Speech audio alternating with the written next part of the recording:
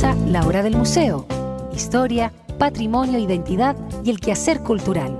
Un diálogo para reflexionar la actualidad de Chile y del mundo. La Hora del Museo, el programa del Museo Histórico Nacional, conducido por el periodista Luis Cruz.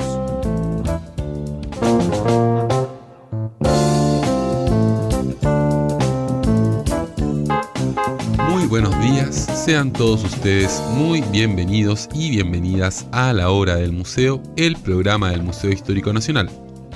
Nos estás escuchando a través de nuestra señal 94.5 FM, 124 en AM y también a través del streaming www.radiousach.cl. Como cada mañana, los quiero invitar a que visiten la web del Museo Histórico Nacional, www.museohistoriconacional.cl, y que allí revisen la agenda de actividades que hemos preparado para ustedes. En el capítulo de hoy nos visita el filósofo chileno Ignacio Moya Arriagada, quien acaba de lanzar su libro Pesimismo Profundo, volumen que reflexiona en torno a las corrientes filosóficas pesimistas. Pero antes de ir a la entrevista, los quiero invitar a escuchar la primera canción de esta mañana. Hoy vamos a estar revisando la discografía de una banda inglesa que se llama Joy Division. Esto es Atmosphere.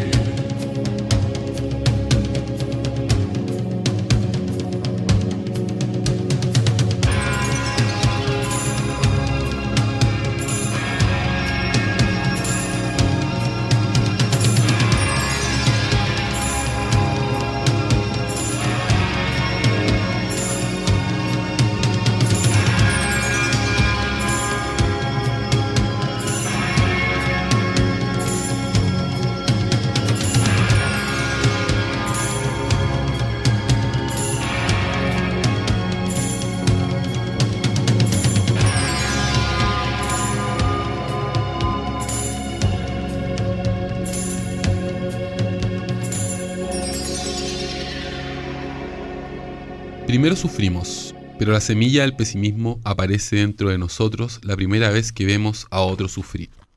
Esto porque ver a alguien sufrir es experimentar el dolor de una manera que el sufrimiento propio no permite. La dolencia propia se vive y se vive intensamente, sí, pero cuando contemplamos cómo otro ser, humano o animal, sucumbe y cae rendido ante el dolor, en ese momento nos damos cuenta de que estamos, como espectadores, en presencia de un hecho que perturba, atrapa y embruja. En ese momento de dolor ajeno, el espectáculo de la vida se despliega ante nosotros y revela una verdad fundamental de la existencia, que todos sufrimos. Esto que acabo de leer corresponde al inicio de Pesimismo Profundo, este libro que acaba de lanzar el filósofo chileno Ignacio Moya Arriagada, a quien yo he querido invitar en esta mañana a la hora del museo. Bienvenido, Ignacio. Muchas gracias por acompañarnos en el programa del Museo Histórico Nacional. Gracias, Luis. Para mí es un gusto estar aquí contigo. Nuestros auditores que no se sorprendan, porque Ignacio en su libro Pesimismo Profundo hace una revisión histórica también, junto con reflexionar acerca de las corrientes pesimistas de filosofía, hace una revisión histórica del pensamiento pesimista, ¿no? a lo largo de la historia, y de eso vamos a estar hablando, de el pesimismo. Ignacio, yo te quería preguntar, porque tu libro se inicia con una reflexión en torno a por qué sufrimos. Y dices, ¿no?, que esta es una pregunta que el hombre se ha hecho durante milenios, y que uno de los primeros que se hizo esta pregunta fue Siddhartha Gautama. ¿Nos podrías contar quién fue Siddhartha, cuáles fueron las conclusiones a las que llegó tras hacerse esta pregunta? Gracias, Luis. Bueno, sí, efectivamente la pregunta por el sufrimiento, yo estimo, y si uno revisa un poco la historia y lee no solo la historia de acontecimiento humano, sino que uno se revisa cómo se ha ido desarrollando la vida, la existencia general en este planeta, yo creo que es inevitable, necesario preguntarse por el sufrimiento.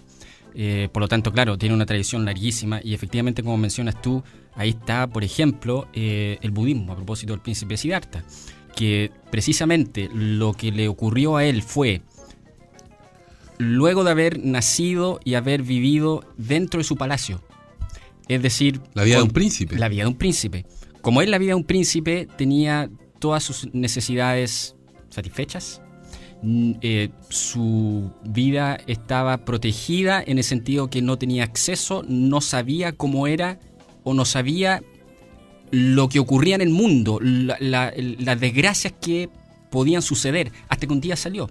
Y ahí fue cuando se dio cuenta que en el mundo habían gente que sufría por enfermedades, la vejez, cómo nos vuelve la existencia, o sea, la vejez, el estado en que nos deja. En el fondo, lo que sucedió con Siddhartha fue que efectivamente constató con su propia visión, con su propia experiencia, cómo sufrimos en este mundo. Claro, ese es uno de las muchas personas. Por eso, como bien tú dijiste, a lo largo de la historia, el sufrimiento es una pregunta es un tema constante, que todo el mundo en algún momento, yo supongo, no hemos hecho la pregunta. Exacto. Y si Siddhartha se hace esta pregunta, no luego de salir a la vida, como bien dices tú, salir del palacio, que también puede ser una figura metafórica, ¿no? Cada uno está en un palacio y tiene que de alguna manera salir a la vida, salir a la realidad, a la existencia. ¿Y cuál es la conclusión a la que llega Siddhartha?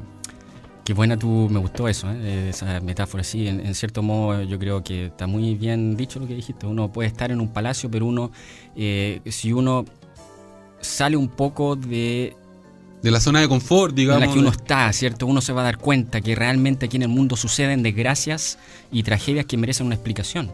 Ahora, ¿cuál es la solución que propone, como preguntas tú, ¿cierto? Que propuso el príncipe Siddhartha? Bueno, me imagino que después llegaremos a quién es el más alto exponente del pesimismo. Sí, obviamente. Schopenhauer, sí, obvio que vamos a llegar a Schopenhauer. Porque aquí porque aquí cuando lleguemos a Schopenhauer vamos a ver aquí los cruces, las relaciones que hay en los pensamientos de ambos. Esencialmente, para el budismo, ¿cierto?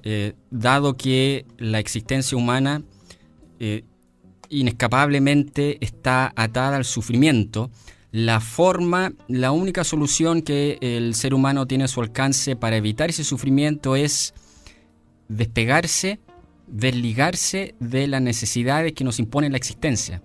Y ese despegarse y desligarse no es solamente desapegarse de las cosas materiales, sino de las cosas también, incluso del propio ser, del propio yo, ¿cierto? Desligarme. Es la única forma de evitar el sufrimiento, y eso es lo que propuso, ese es uno de los grandes, ¿cierto? Uno de los pilares del y tu libro, de hecho, marca, tú lo pones al principio, porque como vamos a ir revisando el libro, vamos a ver distintos filósofos, pero tú decidiste iniciar con Siddhartha, elección que a mí me gusta mucho y que también históricamente se puede ir muy, muy, muy atrás en la historia. O sea, la otra pregunta que te quería hacer, que tiene que ver con el título del libro. ¿Y de qué hablamos cuando hablamos de pesimismo? ¿Qué es el pesimismo? Porque yo entiendo leyendo tu libro que a veces la gente se confunde y piensa que pesimismo es algo, pero en realidad es otra cosa. Sí, que bueno para clarificar esto, efectivamente, sí, porque pesimismo en el uso cotidiano y diario que le damos la palabra, normalmente uno entiende pesimismo o lo asocia a un cierto carácter o un rasgo de la personalidad de alguien, ¿cierto? Cuando uno piensa o uno cataloga a alguien de pesimista, lo que uno está inmediatamente diciendo es, bueno, mira, esta es una persona, ¿cierto?, mala onda, es una persona que tiene malas vibras. Es un amargado. Claro, un amargado, anda de mal humor. Cada vez que tú vas a emprender algún proyecto te dicen, no, ¿para qué? Si va a salir mal. Eso es lo que normalmente uno entiende como una persona pesimista. Pero filosóficamente al menos, el pesimismo existencial no tiene nada, necesariamente a lo menos, no dice nada con respecto a la personalidad individual de las personas. Más bien lo que el pesimismo es una constatación de la condición de la existencia en general. Entonces, el pesimismo existencial, el pesimismo filosófico, y específicamente lo que yo llamo pesimismo profundo, lo único que hace es decir, el mundo en su esencia más fundamental es sufrimiento. Claro. Nada bueno, en eso se oponen los optimistas, nada bueno va a salir o puede salir de la existencia. Entonces, claro, eso no, podría, en teoría, ¿cierto? Uno podría ser un pesimista filosófico, pero no tiene por qué andar por ahí por la vida siendo un amargado, claro, necesariamente.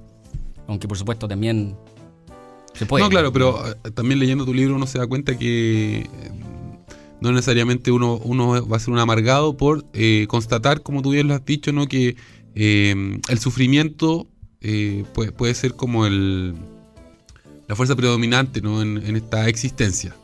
Exactamente, no necesariamente. Aunque, insisto, también se podría hacer, pero digamos no son excluyentes. Lo que pasa es que a veces uno, para mí por lo menos personalmente, perdone, pero yo a veces sí me pongo así. Pero efectivamente no es necesario, porque una cosa es la constatación filosófica, una ilustración de la condición de la vida, y otra cosa es, bueno, cómo me relaciono yo con las personas. O sea, de alguna forma esta postura filosófica pone a la vista, ¿no?, como las reglas del juego. Porque si uno se va a que el origen del sufrimiento es la necesidad, tú te empiezas a dar cuenta que efectivamente tenemos necesidades biológicas, necesidades sociales, somos un saquito roto de necesidades.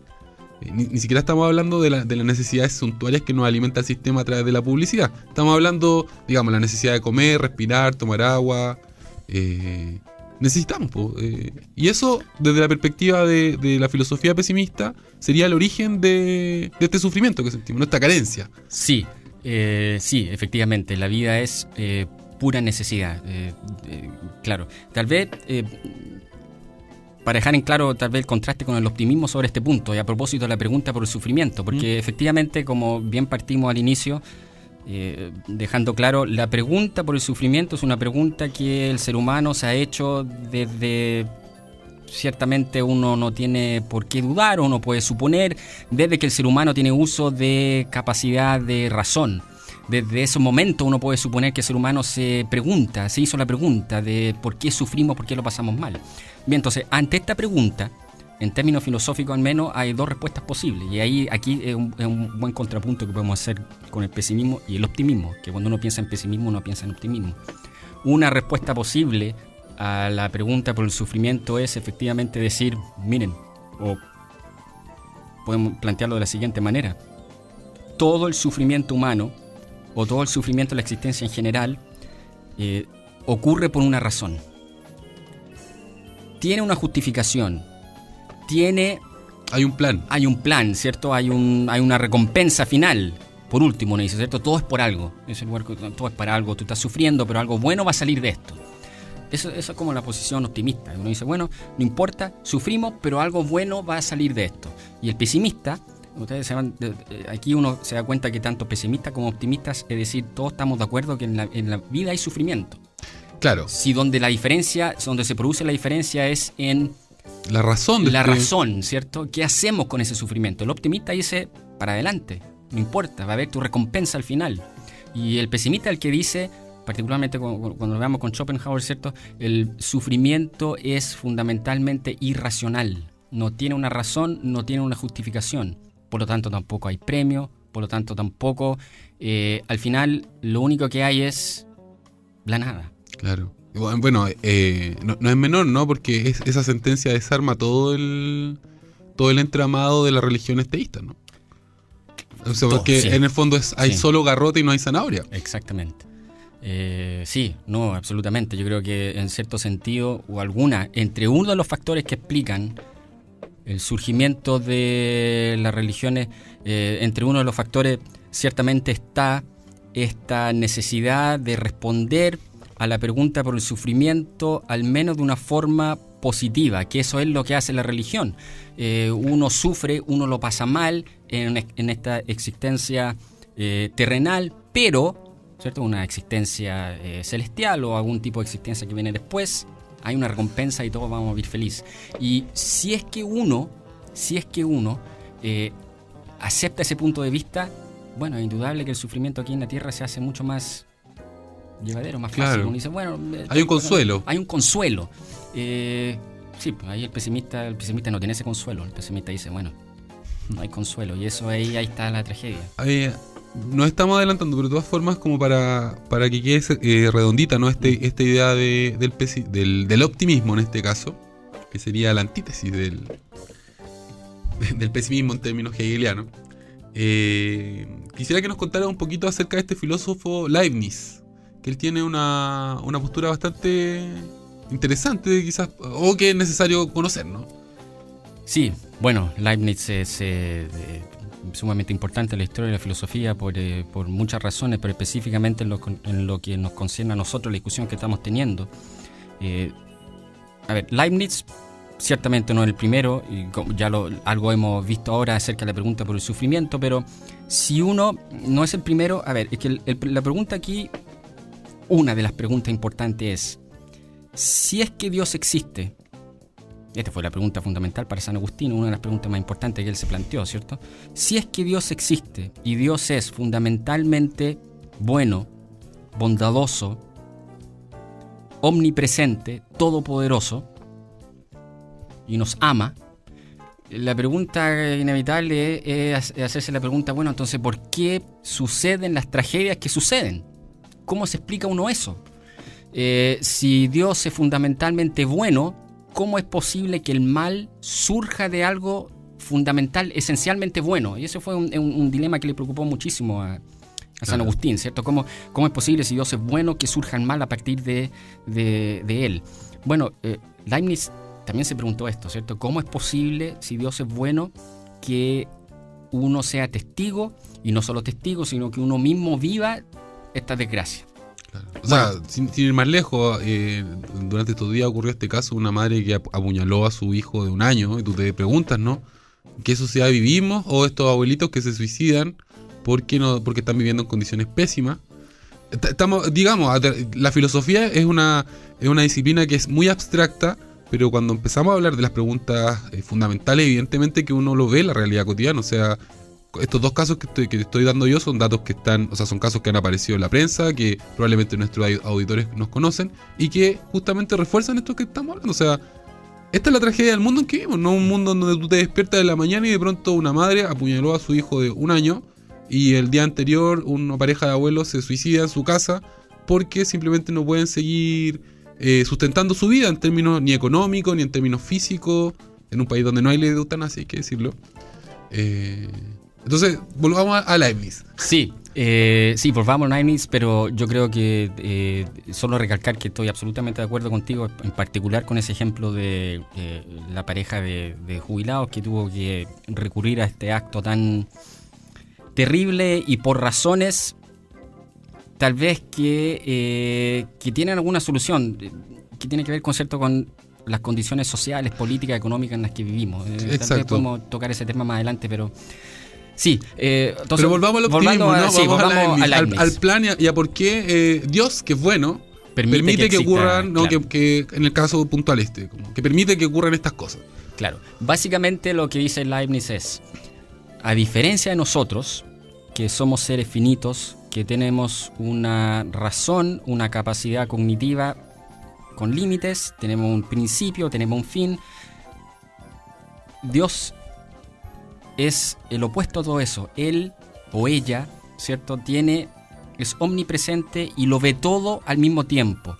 Ahora, lo que eso significa en concreto es, nosotros, desde nuestra particular existencia, desde este punto preciso que ocupamos en el tiempo y en el espacio, muy particular, nosotros tenemos una visión subjetiva, muy individual y muy limitada de lo que es la existencia. O sea, uno lo ve desde el punto de vista de uno, sus circunstancias históricas, sociales, personales. Pero Dios lo ve todo. No solo nuestro punto de vista, sino el punto de vista de todo ser que ha existido y todo ser que en algún momento va a existir. Es decir, Dios tiene la existencia ante Él, claro, o ante ella, ha visto todo. Entonces, Dios al haber visto todo, llegó a la conclusión, esto es lo que dice Leibniz, ¿cierto? Que de todos los mundos posibles que Dios podría haber creado, porque Schopenhauer en algún momento dice, bueno, pero si Dios es tan poderoso, ¿por qué no creó un mundo mejor?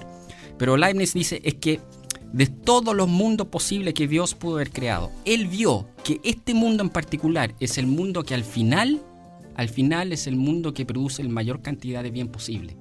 Por lo tanto, a los ojos de Dios, este es el mejor de los mundos posibles. Ahora, claro, y yo creo que cualquier auditor, cualquier persona que ha pasado por alguna desgracia o está viviendo alguna desgracia, uno dice, pero ¿cómo va a ser esto el mejor de los mundos posibles?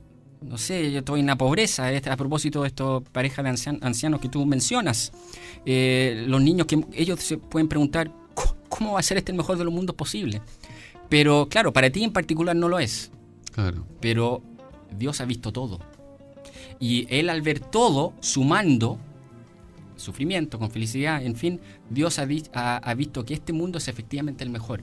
Entonces, en ese contexto, para Leibniz, este es el mejor de los mundos posibles. Claro, y ahí en el libro, por eso yo hago mención también a Voltaire, que le hace claro, como que se ríe un poco de esto en su libro, ¿cierto? ¿Qué dice Voltaire? Claro, que dice, es que un poco burlándose de Leibniz, dice, bueno, ahí está Cándido, ¿cierto? Que sufre todo este viaje por la América, en fin, toda la serie de desgracias que tiene, y por eso yo cito al final del libro, porque si lo que quiere decir Voltaire es, todas las desgracias que uno sufre a lo largo de su existencia, si todo es por algo, supuestamente, porque en el mundo, en la visión de Leibniz, efectivamente, todo es por algo, todo tiene una justificación. Y Cándido termina cenando, ¿cierto? Un postre de sidra de pistacho, si mal no recuerdo, ¿cierto? Ahí está, después de todo el sufrimiento que ha sucedido. Y lo que nos obliga a preguntarnos Voltaire es, si yo sufro y paso por una serie de desgracias y mi único premio es, por ejemplo, bueno, mira, está aquí sentado comiendo una rica cena o disfrutando de un rico postre, es una forma que tiene Voltaire para decir, miren, pero en serio, o sea, ¿cómo es posible justificar tanto sufrimiento y tanto tormento para solo terminar en algo aparentemente poco relevante, ¿no? Claro, una cena. Es una forma que Voltaire dice, bueno, si uno cree esto, que realmente es el mejor mundo. Ignacio, está súper interesante la conversación. Yo te estoy escuchando con toda mi atención, pero nos tenemos que ir a la segunda canción de esta mañana. Les recuerdo a nuestros auditores que estamos escuchando la banda inglesa Joy Division, que no es una banda feliz. De hecho, su historia es bastante trágica. Y esto es The Eternal.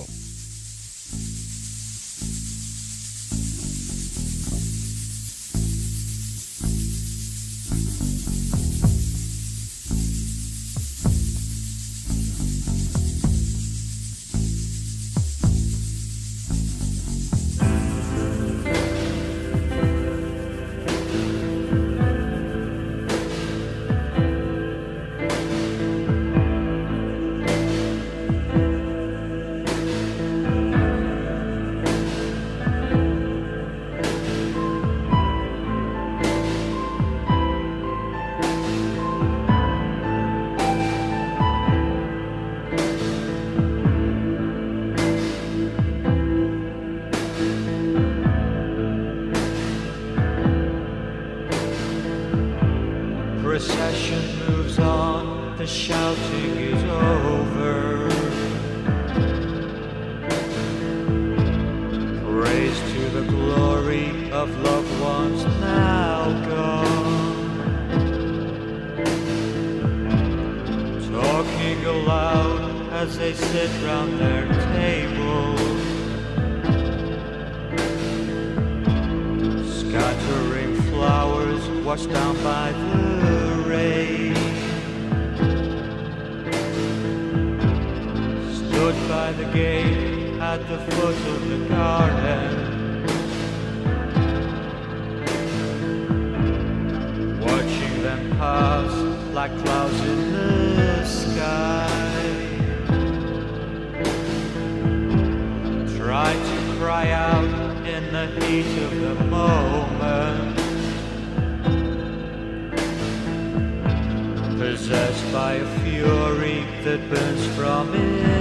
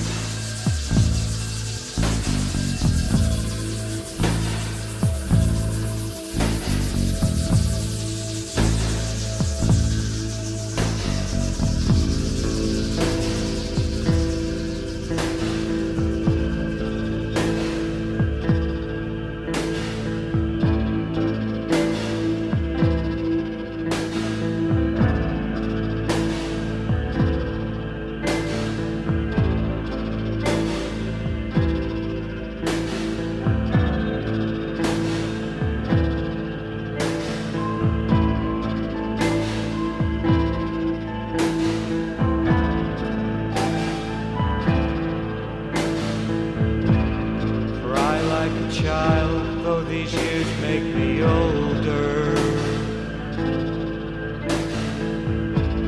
with children my time is so wastefully spent. Burden to keep, though they're inner communion, accept like a curse an unlucky deal. Played by the gate at the foot of the garden, my view stretches out from the fence to the wall. No words could explain, no actions determine, just watching the trees and the leaves as they fall.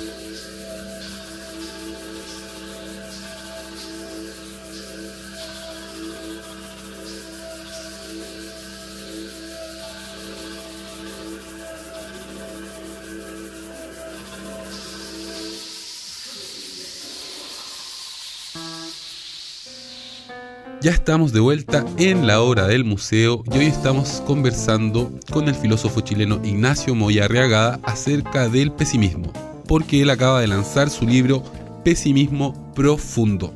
Libro que entiendo ya está en librería, se puede adquirir en una página web que es librodementira.cl. Sí, Voy totalmente. a pasar el dato si alguien ha estado escuchando la conversación y quiere conseguir el libro.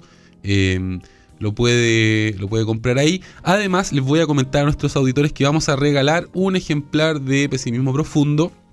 Si quieres ganar el libro, debes escribirnos a radio@usach.cl y contarnos por qué te deberíamos regalar este libro de Ignacio Moya, Pesimismo Profundo.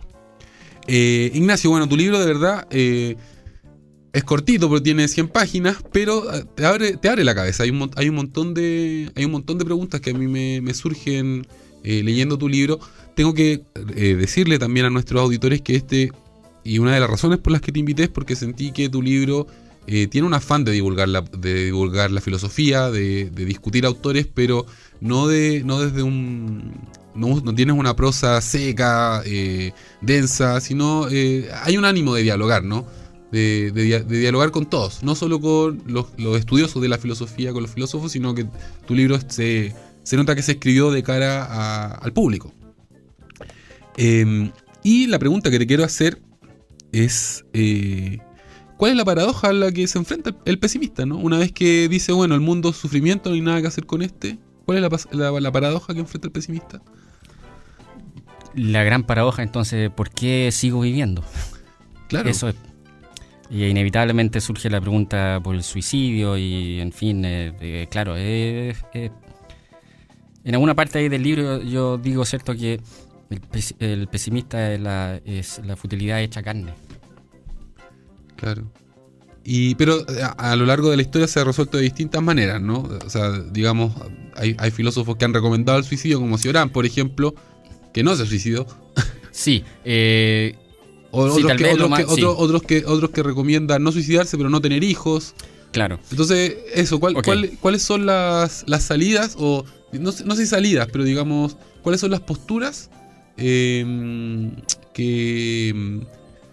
a las que se adhiere, ¿no? el filósofo pesimista para resolver esta paradoja o a lo menos para no terminar fallecido? Claro, sí, efectivamente, dado que esta pregunta es tan importante, la pregunta por cómo respondemos, cuál es nuestra actitud ante el sufrimiento, por supuesto, ya lo vimos, ¿cierto?, los optimistas y los pesimistas.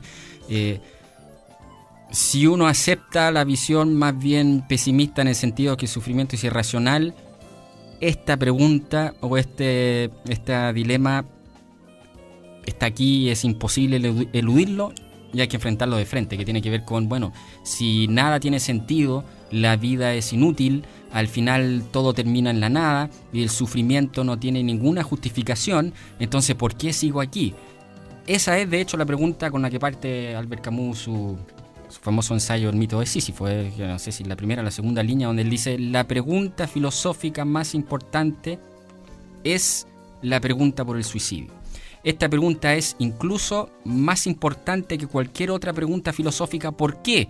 Porque si la vida no vale la pena seguir, no vale la pena vivir, no vale la pena seguir con esta existencia, entonces para Camus a lo menos, bueno, la pregunta que tiene que ver con, qué sé yo, el ordenamiento político, las preguntas que tienen que ver con la ética, qué es lo que está bien, qué es lo que está mal, la filosofía de la ciencia, teoría del conocimiento, todas estas otras disciplinas, preguntas filosóficas, pierden sentido. Esas preguntas, la pregunta por la ética, por la política, por el arte, por la ciencia, en fin, esas preguntas solo tienen sentido en la medida en que mi existencia tiene sentido. Exacto. Entonces, por eso Camus dijo, a ver, hay que responder esto, hay que suicidarse o no, y bueno, Camus termina concluyendo que no. No, Camus no se suicidó, no él murió en un suicidó. accidente automovilístico. Exactamente, tal vez una de las cosas que Camus era para él era muy importante ser coherente además con Exacto. lo que uno pensaba. Entonces, fue coherente hasta el final, Camus. Fue coherente, sí, absolutamente. Y claro, termina diciendo, miren, no es necesario la existencia. Camus dio a conocer lo que se conoce como la filosofía del absurdo, porque precisamente el ser humano no tiene sentido o le busca sentido y quiere imponer razón, estructura le quiere poner racionalidad a un mundo, a una existencia que no lo tiene. Entonces, cuando se contraponen estas dos visiones, por un lado nuestro deseo de imponer la estructura, justificación y razón a una existencia, y por otro lado un mundo que se resiste a ofrecer eso, se produce una contradicción que Camus nos define, bueno, la existencia es absurda. ¿Cómo justifica entonces Camus que no debamos suicidarnos a pesar de que la vida no tiene sentido? El mito de Sísifo, por eso se llama el mito de Sísifo. Sísifo, ¿cierto? Fue castigado por los dioses, fue castigado por Zeus. Su castigo fue... ¿Por qué castigaron a Sísifo? ¿Te acuerdas? Sí, porque revelaba los secretos de los dioses, entonces que quiso ganar los favores de los dioses y eso, ¿cierto? Ya, entonces Zeus aquí le buscó un castigo. Ahí está, bueno, los griegos, eso es lo que es tan atractivo, los griegos, la mitología griega, esto se le ocurren unos castigos, porque hay Tántalo también. Sí, claro, sí. Lo vamos a contar después, el mito de Tántalo. Sí, también es otro terrible, imagínense. Pero bueno, entonces Sísifo, rodar esta roca hasta la cima de un cerro, pero esa roca siempre va a volver a caer. Y la tarea de Sísifo es volver a subirla, y siempre va a caer. Claro. Lo que Camus dice es, bueno, si es que existe una tarea o una labor que no tiene sentido, que no tiene fin, que no tiene propósito, es esa.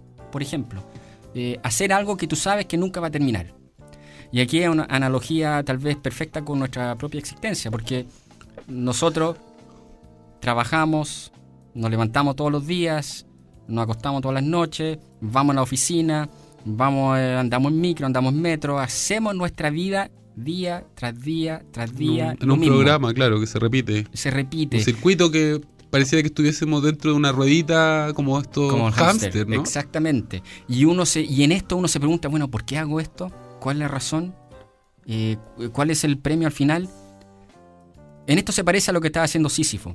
Entonces lo que dice Camus es, bien, aunque esta tarea de Sísifo no tiene un final, la gracia de Sísifo, lo que podemos aprender de Sísifo es lo siguiente. A pesar de eso, Sísifo abrazó esta tarea, la hizo suya. Dijo, bueno, esto es lo que me tocó.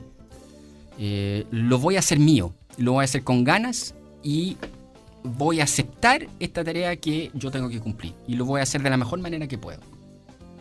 Entonces por eso, por lo menos Camus cree, ¿cierto? Cada vez que Sísifo iba empujando la roca hacia arriba, lo iba haciendo con un cierto sentido de satisfacción. Aunque sabía que iba a llegar arriba y volver se le iba a caer la roca. Decía, no importa, esto es lo mío, yo lo voy a hacer. Entonces Camus dice, nosotros tal vez deberíamos vivir nuestra existencia de la misma forma. ¿De acuerdo? No hay un sentido final de nuestra existencia. Pero cada uno de nosotros tiene pequeñas metas, pequeños objetivos que nosotros podemos lograr en nuestra vida diaria. Claro. Y hay que encontrarle la belleza en esas metas. Hay que hacer esta vida y los actos que nosotros realizamos día a día, hay que hacerlos nuestros, esos actos. Entonces, al hacer eso, igual que Sísifo, le estamos haciendo nuestra vida. Entonces, en ese sentido que él dice, por eso el suicidio no es necesario. Antes de pasar a la siguiente pregunta, quiero recordarle a nuestros auditores que estamos regalando el libro Pesimismo Profundo, libro del que estamos conversando hoy con el filósofo chileno Ignacio Moya Arriagada. Y si quieres ganar este libro, tienes que escribirnos a radio@usach.cl y contarnos por qué deberíamos regalártelo a ti. Ignacio, indudablemente tu libro destaca y descansa sobre la obra del filósofo alemán Arthur Schopenhauer, de quien un otro grande como Tolstoy dijo que era el más genial de todos los hombres. Quisiera que nos contaras cuál es la importancia que Schopenhauer hace al mundo de la filosofía, por qué es tan importante Schopenhauer y cómo sus preceptos influyen en tu libro. Sí, Schopenhauer efectivamente, sobre todo los que somos simpatizantes o partidarios de esta visión pesimista del mundo, Schopenhauer es la figura central sobre la cual gira todo pensamiento pesimista posterior. Sí, ineludible Schopenhauer. La importancia de Schopenhauer radica en lo siguiente. Fue el primer filósofo en dejar sentadas las bases filosóficas de una forma clara, precisa y además coherente que sirva para explicar por qué el mundo en su esencia es necesariamente sufrimiento. Aquí radica su gran importancia. Y además fue uno de los filósofos en decir, este sufrimiento es, además de ser fundamentalmente sufrimiento, es irracional. En esto, Schopenhauer, lo que está diciendo con esto Schopenhauer es el mundo, y aquí también un contrapunto con Leibniz, el mundo es, la existencia es irracional. No hay una razón, no hay una justificación.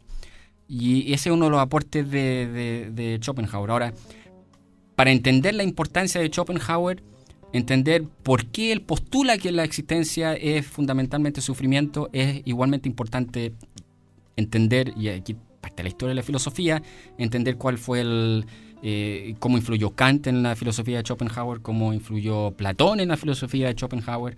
Es decir, Schopenhauer es el producto de una larga tradición y una larga historia del pensamiento filosófico que en un momento llegó a su punto máximo en Kant.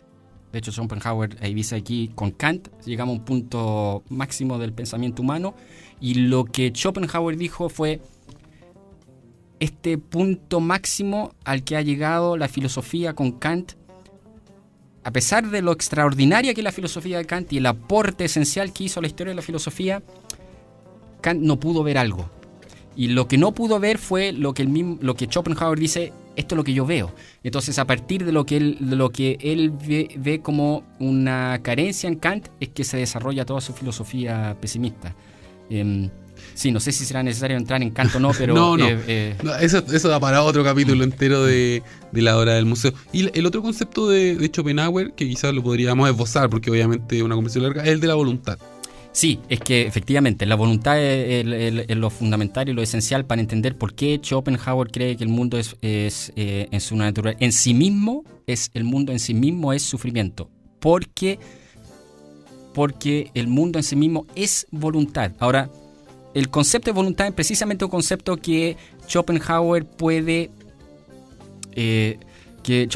plantear precisamente porque Kant había hecho todo un trabajo anterior. Entonces, lo que quiero decir con esto es, para dejarlo claro, que no es que Schopenhauer se sentó un día, no sé... ¿Qué se le ocurrió? Claro, se le ocurrió, a ver, mira, yo voy a plantear la existencia de la voluntad para explicar por qué el mundo es sufrimiento. No, es a partir de una lectura muy detallada de Kant. O sea, y digamos, de una tradición filosófica que viene desde los griegos, ¿no? Exactamente, o sea, sí. Son siglos, milenios, años. Exactamente, sí. Esto no es antojadizo para nada. O sea, el que quiera va a entender que es muy lógico, es muy coherente. O sea, aquí está como la belleza del pensamiento de Schopenhauer. Es muy lógico, muy coherente que Schopenhauer plantee la existencia de la voluntad a partir de lo que plantearon Platón y Kant. Bueno, entonces, el asunto es que cuando Schopenhauer llega a plantear la existencia de la voluntad, en el fondo lo que está diciendo es: el mundo, en su esencia, el mundo en sí mismo es voluntad. ¿Qué es lo que es la voluntad? La voluntad, podríamos decir, es una energía, aunque la energía, tal vez la energía misma sea voluntad.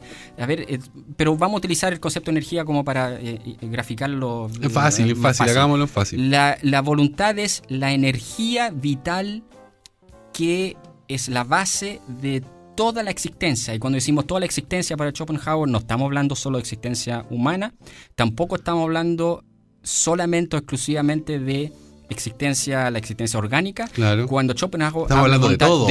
De todo lo que hay en el cosmos, sí, ¿no? Y si uno lo piensa, bueno, aquí hay muchas relaciones con la tradición hindú también, pero si uno lo piensa, esto no es muy distinto a lo que plantea la ciencia actual. O sea, el universo, todo el universo, nosotros, nuestros cuerpos, las sillas, los planetas, está hecho de una materia básica, ¿cierto? Los átomos con sus electrones, los protones, neutrones, los quarks, en fin, y ahora siempre estamos tratando de llegar a algo más fundamental, pero en el fondo la ciencia sabe, hay una base, hay algo que está presente en todo lo que existe y es común a todo lo que existe, común a ti, a mí, claro, a la silla y al animal.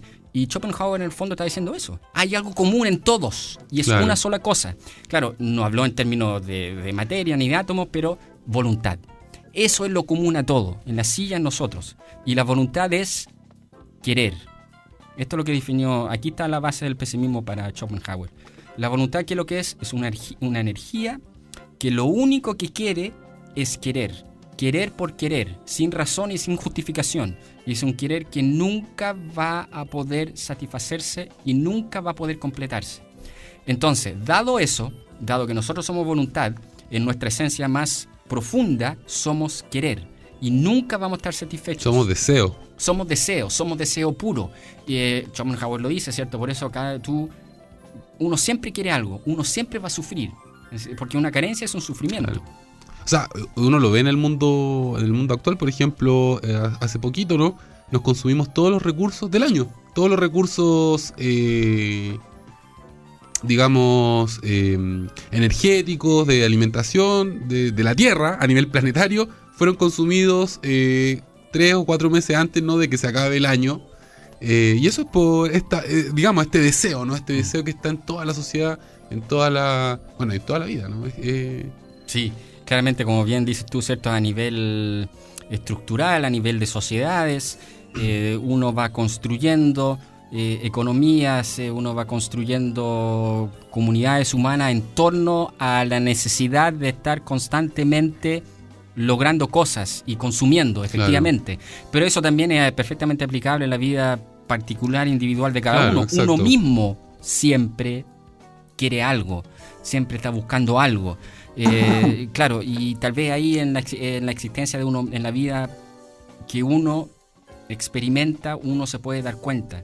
Si uno se detiene un instante y uno se pregunta muchas veces por qué uno lo pasa mal o por qué uno sufre, es porque algo falta. Y a veces lo que falta puede ser algo tan banal y tan superficial como me falta, porque hay que decirlo, ¿cierto? Hay gente que sufre porque no se puede comprar, no sé, la chaqueta o alguna ropa de marca. Algo tan banal como eso, hasta cosas mucho más profundas, mucho más esenciales, que la gente necesita, por ejemplo, alimentarse. O sea, no puedo pagar la universidad. No puedo pagar la universidad. No puedo pagar el colegio, no puedo pagar la salud. Y casos más extremos, niños, que esto es un tema que yo creo que es ineludible hacerse esta pregunta. Niños que nacen, mueren de hambre, mueren en guerras. Estas tragedias que suceden, ¿cierto? Esas personas sufren no por un teléfono, no por una marca, ni siquiera por pagarse en la universidad, que es muy importante, pero esos niños sufren, o esas personas sufren porque lo único que quieren es vivir. Exacto. Algo tan simple. Solo quieren vivir. Todo el mundo quiere algo, desde algo tan fundamental como vivir hasta cosas más banales. Y Schopenhauer diría, lo común aquí es querer. Claro. Y eso es porque hay voluntad aquí, hay voluntad allá y hay voluntad en todas partes y uno siempre va a estar. Hay otro pasaje de tu libro que a mí me interesó mucho, que es el que tiene que ver con los límites del lenguaje y del pensamiento. Y ahí tú hablas de Wittgenstein y también de este otro mito, ¿no? Del mito de Estántalo. Y la pregunta es, ¿por qué los poetas y los filósofos están condenados al fracaso? Sí, esto tiene que ver, como bien dices tú, con los límites del lenguaje y lo que es capaz de hacer el lenguaje o lo que nosotros somos capaces de hacer con el lenguaje. Sí, yo ahí parto citando a Wittgenstein porque Wittgenstein es central. ¿En qué aspecto? Wittgenstein, en su obra El Tractatus, lo que trató de hacer fue demostrar que la función principal del lenguaje es la de ilustrar, retratar la realidad. Esa es la función del lenguaje. Cualquier cosa que uno diga y que no retrate la realidad, para Wittgenstein es algo que no tiene sentido. O sea, el lenguaje solo tiene sentido en la medida que retrata la realidad. O sea, a través de todo su argumento, en fin, Wittgenstein busca dejar eso en claro. Que cuando la metafísica, por ejemplo, que habla de cosas que supuestamente están más allá de nuestra realidad. Bueno, eso para Wittgenstein, ¿cierto? No tiene sentido hablar de eso, porque como eso no hay nada, esas palabras y esas imágenes que uno utiliza, por ejemplo, cuando está hablando de metafísica, no hay nada aquí en la realidad que uno pueda decir, aquí está de lo que estamos hablando. Claro. Entonces, como esta discusión que de antes, ¿no? Cuando hablábamos acerca de Dios, de qué quería Dios para el mundo, si... Claro. Sí, no es comprobable, no es medible, no hay... Claro. Ahí efectivamente, eso si uno dice, sí, Dios tiene un plan y qué sé yo, hay sentido, y basta que uno se ponga a buscar en el mundo, pero el mundo en sí mismo no tiene ese sentido, no está allí. Entonces lo que dice Wittgenstein es, entonces el lenguaje tiene límites. Ahora, el aporte interesante de Wittgenstein es que dice y termina su obra diciendo, dejemos claro que el lenguaje tiene límites, pero lo que uno tiene que hacer con ese lenguaje o lo que uno tiene que hacer con su filosofía es darse cuenta de esos límites, reconocerlos, pero al mismo tiempo, cuando uno reconozca esos límites y se dé cuenta de lo que sí es capaz de hacer el lenguaje, que es retratar la realidad, cuando uno se da cuenta de eso, inmediatamente uno también se va a dar cuenta que las cosas realmente importantes, lo más fundamental, está por siempre más allá del lenguaje. En el fondo, no es que no existan cosas que no importen. Sí importa, digamos así, sí importan estas preguntas tal vez, ¿cierto? Por Dios o por el pesimismo, el optimismo. Sí, son muy importantes. De hecho, Wittgenstein diría, tal vez son las preguntas más importantes que tenemos que hacernos. El problema es que el lenguaje es incapaz de dar una respuesta a eso. Exacto. Entonces, en el fondo lo que dice Wittgenstein es, aquí hay un límite, lo que podemos hacer con las palabras. Y yo estoy de acuerdo con eso porque parte de el progreso o parte de lo que el ser humano ha venido haciendo con el lenguaje desde siempre es un constante intento por darle sentido a nuestra vida interior, a nuestra relación con el mundo, y es por eso que cada poema, por eso cada poema de amor, por ejemplo, que uno lee, siempre es el más bello. Pero uno sabe que cada poema de amor que uno lee, por más bello que sea, y por más profundo que uno sienta que está llegando a alguna verdad fundamental del amor, por ejemplo, uno sabe que eso no es el amor. No es, y nunca es el poema definitivo. Y después más adelante uno va a leer otro, que va a ser tanto más revelador que el anterior. Lo único que eso demuestra es que nosotros con el lenguaje a lo que más podemos aspirar es a dar vuelta, estar muy cerca de la esencia de las cosas, pero nunca vamos a poder entrar directamente en la esencia de las cosas con el lenguaje. Y yo siento que con la filosofía pasa exactamente lo mismo. Con la filosofía uno puede ilustrar realidades, uno puede proponer lecturas de la existencia humana, uno puede presentar argumentos, uno puede hacer todo esto, y eso es lo que yo he hecho. Pero hay que reconocer que tiene su límite también, que por mucho que uno argumente, por mucho que uno ilustre algo, por mucho que uno intente demostrar alguna situación existencial, hay un punto en que el lenguaje ya no puede más. Exacto. Lamentablemente estamos llegando hasta el fin del programa. Te felicito de verdad, Ignacio, por tu libro. Invito a todos nuestros auditores a que lo busquen en librerías o que lo busquen en la biblioteca, también en la página web librosdementira.cl. Voy a dar el último anuncio. Si te quieres ganar este libro, tienes que escribirnos a radio@usach.cl y contarnos por qué deberías quedarte tú con esta copia de Ignacio Moya Arriagada. ¿Quieres decir algo antes de...? No, te quiero agradecer a ti, Luis, por la invitación, y quiero agradecerte por la conversación. Así que un gusto para mí haber estado aquí. Bueno, una de las gracias de la hora del museo es que hay tiempo para conversar y para desarrollar las ideas, ¿no? Y yo creo que eso es lo más bonito, una de las cosas más lindas que tiene este programa.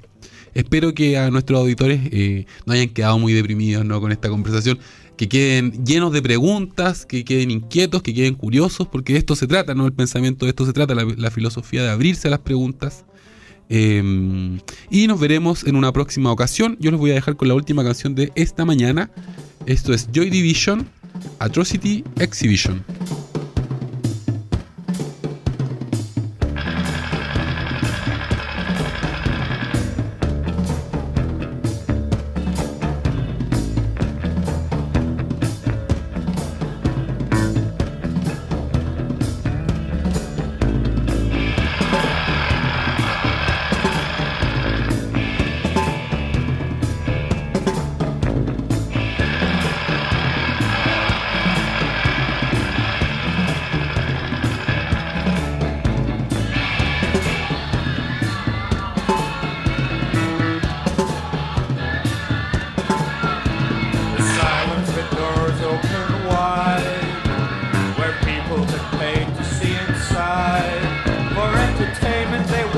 body twist. Behind his eyes he says I still exist. This is the way, step inside. This is the way, step inside. This is the way, step inside. This is the way, step inside.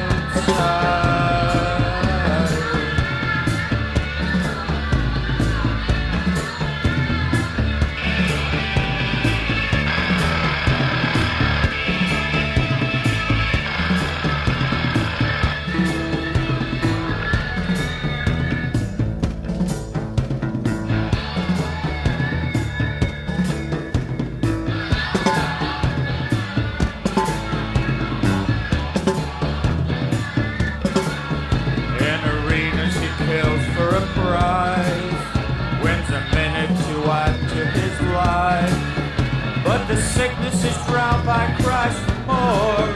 Pray to God, make it quick, watch him fall. This is the way, step inside. This is the way, step inside. This is the way, step inside. This is the way, step inside.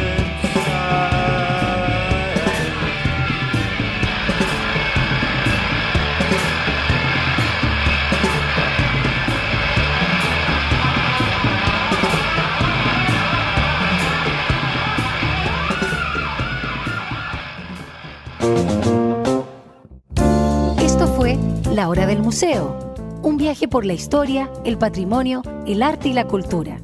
El Museo Histórico Nacional y Luis Cruz te esperan de lunes a viernes a las 11 horas con nuevos capítulos de nuestra historia.